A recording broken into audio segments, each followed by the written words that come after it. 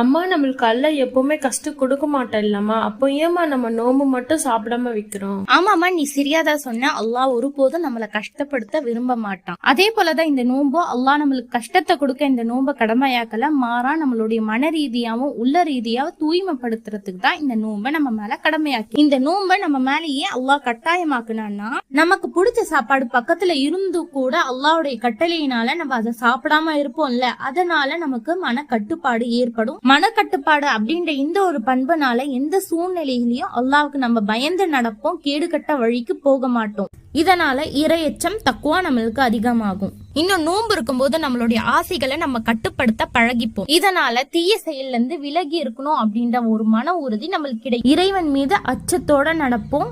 இது மட்டும் இல்லாம பசின்ற ஒரு கொடுமை உணரும் போதுதான் ஏழைகள் மீது உண்மையான அன்பு கொண்டு அவங்களுக்கு உதவி செய்யக்கூடிய குணம் நம்மளுக்கு ஏற்படும். நம்ம நோன்பு இருக்கும் போது மருத்துவ ரீதியா நம்மளுடைய உடலுக்கு பல நன்மைகள் கிடைக்கும். குறிப்பா ஒருத்தவங்களுக்கு நோன்பே வைக்க முடியாத அளவுக்கு சிரமத்தோட இருக்காங்கன்னா அவங்களுக்கு அல்லாஹ் சலுகையும் கொடுத்திருக்கான். உதாரணமா நோயாளிகள், பயணிகள், முதியோர்கள் அப்படின்னு பலருக்கு அல்லாஹ் சலுகை கொடுத்திருக்கு. இதன் மூலியமாவே தெரியுது அல்லாஹ் நோன்பை கடமையாக்கப்பட்டது நம்மளுக்கு கஷ்டத்தை கொடுக்க இல்ல, நம்மளுடைய நன்மைக்காக மட்டும்தான் அப்படின்றது தெரியும். சுருக்கமா சொல்ல போனா அல்லாஹ் இந்த நோன்பின் மூலியமா நம்மளுடைய உள்ளத்தையும் இன்னும் உடலையும் தூய்மைப்படுத்துறான். ஆமாமா, அல்லாஹ் ரஹ்மானா இருக்காமா, அல்லாஹ்க்காக நான் எல்லா நோம்பும் வைப்பேமா இன்ஷா அல்லாஹ். இந்த விஷயம் உங்களுக்கு தெரியும்னா கமெண்ட் பண்ணுங்க. இந்த விஷயத்தை தெரியாத பலர் இருப்பாங்க, அவங்களுக்கு கண்டிப்பா ஷேர் பண்ணுங்க. மறக்காம இது போல யூஸ்ஃபுல்லான வீடியோக்கு நம்மளுடைய பேஜை ஃபாலோ அண்ட் சப்ஸ்கிரைப் பண்ணி வச்சுக்கோங்க.